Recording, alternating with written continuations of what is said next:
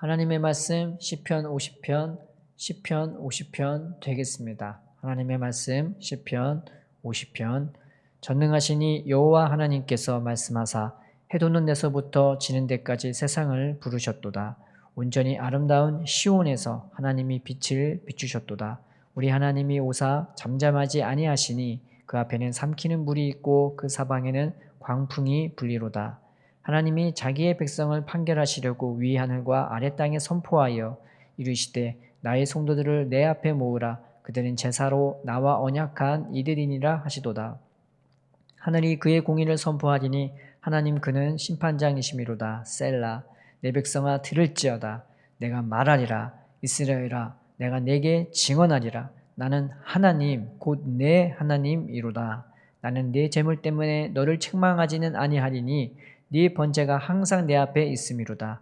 내가 네 집에서 수소나 네 우리에서 수점소를 가져가지 아니하리니 이는 삼림의 짐승들과 무산의 가축이 다 내 것이며 산의 모든 새들도 내가 아는 것이며 들의 짐승도 내 것이미로다. 내가 가령 줄여도 내게 이르지 아니할 것은 세계와 거기에 충만한 것이 내 것임이로다. 내가 수수의 고기를 먹으며 염소의 피를 마시겠느냐? 감사로 하나님께 제사를 드리며 지존하신 이에게 내 소원을 갚으며 환난 날에 나를 부르라. 내가 너를 건지리니 네가 나를 영화롭게 하리로다. 악인에게는 하나님이 이르시되 네가 어찌하여 내 율례를 전하며 내 언약을 내 입에 두느냐?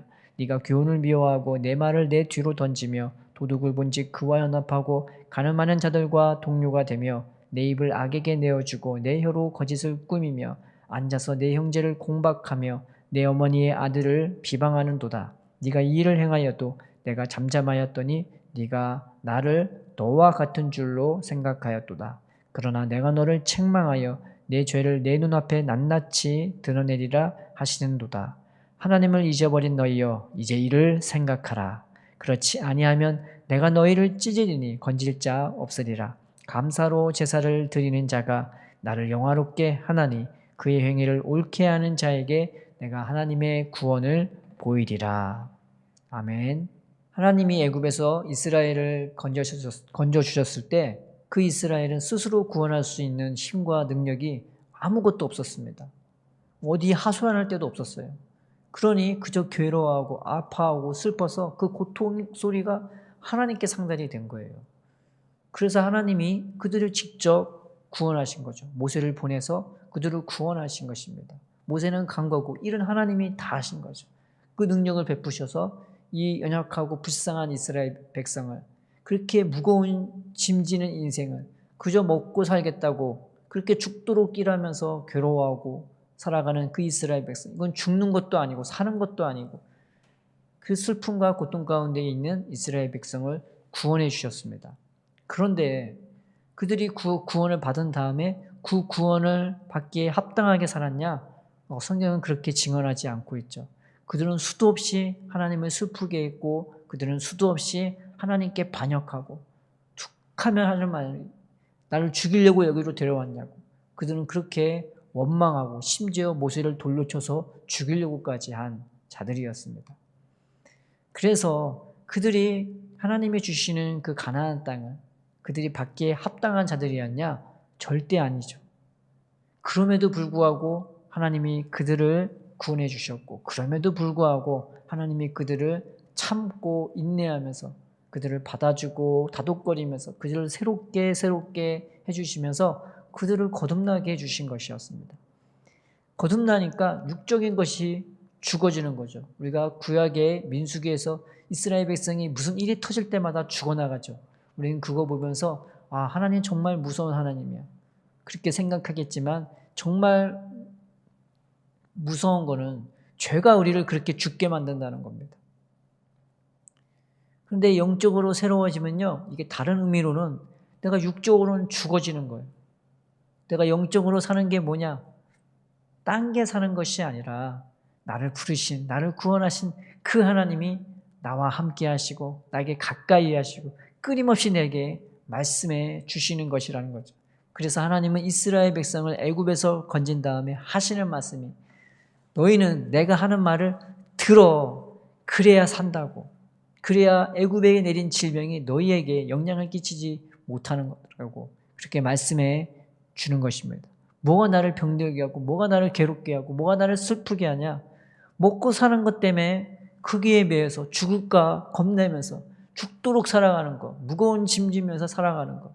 하나님은 안 보이고 하나님의 말씀도 안 보이니까 그저 세상 것에 짓눌려 살아가는 인생이 나를 피곤케 하고 나를 병들게 하는 거지 아니겠습니까?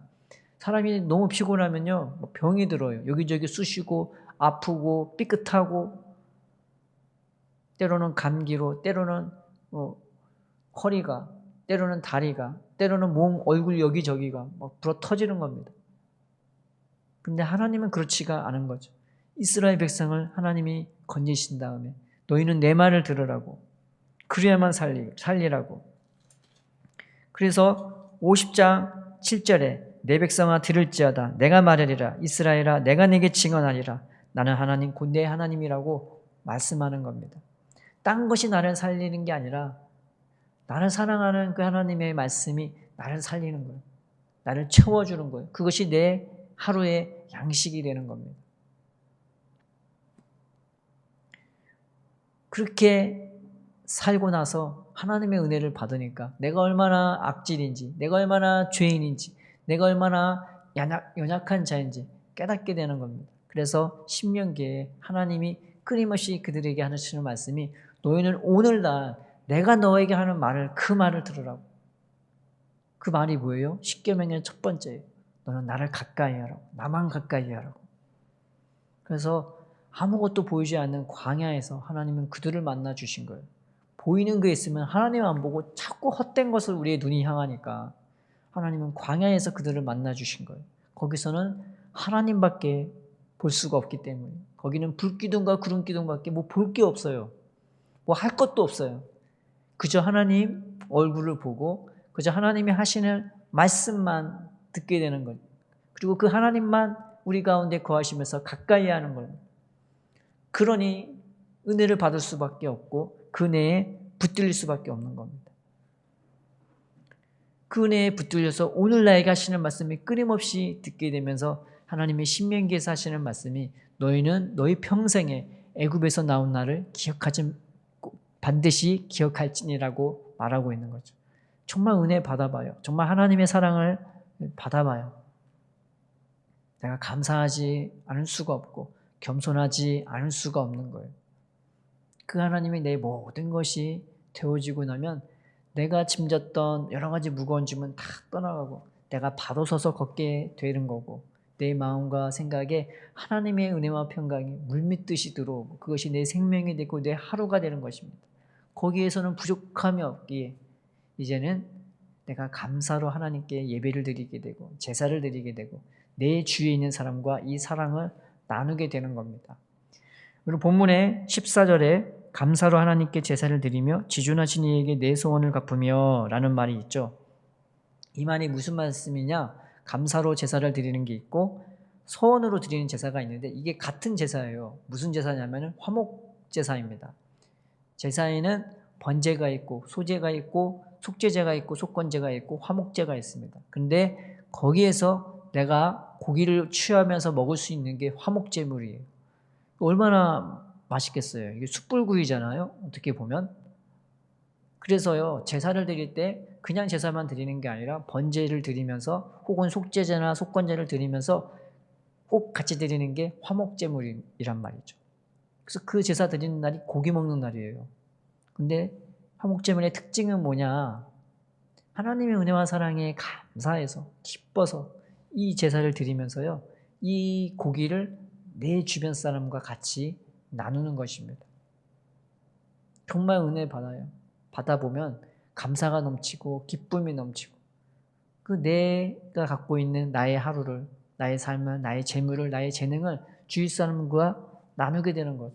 기꺼이 나누게 돼요. 기쁨으로 그 자리를 함께하는 것입니다. 이게 화목제물의 의미인 것이에요. 나 같은 사람도 구원해 주셨는데 나 같은 악질도 구원해 주셨는데 나 같은 정말로 수시로 하나님을 화나게 하고 좀 구원했다 싶으면 또 곁길로 가고 좀 감사하다 싶으면 또 하나님 원망하고 수도 없이 하나님 원망하고 믿지 못하고 의지하지 못했던 우리를 하나님이 기엽고 은혜의 사람으로, 그 사랑의 사람으로 만들어 주셨는데 어떻게 내가 감사하지 않을 수 없고 어떻게 내가 쉽게 다른 사람을 정죄하겠습니까? 나 같은 사람도 하나님이 구원해 주셨네요. 그러니 감사로 제사를 드릴 수밖에 없고, 그러니 이 예물을 다른 사람과 나누게 되는 것입니다. 하나님은 이스라엘 백성들에게 너희가 내 말을 들어 그래야 살아 라고 얘기한 다음에 친히 그 성소를 그 가운데, 그 하나님의 집을 그들이 거하는 그 장막 가운데 두게 하셨습니다. 그 성막이 뭐냐? 그 성소가 뭐냐? 하나님의 사랑은 우리를 덮어주고 덮어주고 덮어주고 또 덮어주는 것. 하나님은 거기에 거하세요. 하나님의 사랑이 뭐냐? 나 같은 사람도 세워주는 거예요. 붙들어주는 거예요. 하나님은 다른 데 거하시는 것이 아니라 우리가 서로 사랑할 때에 그 가운데에 온전히 거해 주시는 것입니다. 그래서 예수님은 새 계명을 주었죠. 우리에게 주었어요. 새 계명을 주노니 너희가 서로 사랑하라. 너희가 서로 사랑하면 어떻게 돼요? 세상 사람도 너희가 내 제자인 줄 알겠지만 내가 아버지와 함께 거처를 그와 함께 하리라. 우리 속에 거해 주신대요. 우리가 서로 사랑할 때 하나님이 거해 주신대요. 이게 성소의 의미인 것입니다. 신앙생활은 내가 믿음으로 하나님을 가까이 하게 되고 그 하나님의 사랑과 은혜를 나 같은 자격 없고 자질 없는 이런 자에게 부어주신 은혜를 깨닫게 되면 내가 겸손히 하나님과 동행하면서 주님이 나를 사랑하듯 나의 삶을 누군가에게 나눠주는 것, 이것이 우리의 삶이 되는 것입니다. 신앙은 두 가지의 법이 나를 주장하죠. 하나는 믿음, 하나는 사랑. 세상은 먹고 마시고 뭔가를 쟁취하는 것에 자기의 온 심혈을 다 기울이지만 우리는 세상과 달리 다른 것을 내 하루의 중심으로 삼는 것이 아니라 오늘도 나를 사랑하시고 오늘도 나를 아끼시고 오늘도 내 곁에 계시고 오늘도 나의 보호자가 되시고 인도해 주시는 그 하나님의 은혜로 살아가는 게 우리의 믿음이고, 또 하나는 주님이 나 같은 사람도 이렇게 사랑하고 아껴주시는데 나도 내 삶을 누군가에게 나눠줄 수 있는 통로가 되고 길이 되어주는 거죠.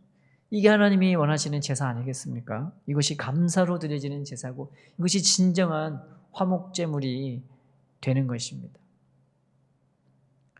우리가 내 영을 깨우는 그 말씀을 들으면서 하나님, 내가 오늘 하루도 하나님의 사랑으로 살게 해달라고, 내가 오늘 하루도 그 믿음으로 살면서 내 삶을, 내 하루를, 내 시간을, 내 재능을, 내 직분을 누군가를 위해 나눠주면서 살 수 있는, 누군가를 위해 사랑하면서 베풀면서 같이 기뻐하고 같이 감사하면서 살아갈 수 있는 하루가 되게 해달라고 그러니까 기도하는 우리가 되었으면 좋겠습니다. 그래서 세상은 먹고 마시는 거, 뭔가를 얻어내는 거에 쟁취하는 거에 그렇게 목숨 걸고 사는데 우리는 가장 중요한 것, 하나님과 가까이 하고 하나님과 함께 하면서 누군가를 사랑하는 그 일에 최선을 다하는 것입니다. 그것이 우리의 본분이 되는 거죠. 그 은혜를 쟁취하시기 바랍니다. 그러면 하나님이 하시는 말씀이 감사로 하나님께 제사를 드리며 지존하신 이에게 내 소원을 갚으며 환난 날에 나를 부르라. 내가 너를 건지리니 네가 나를 영화롭게 하리로다. 내 삶은 주님이 책임져 주신답니다. 내 환난 날은 주님이 책임져 주신답니다.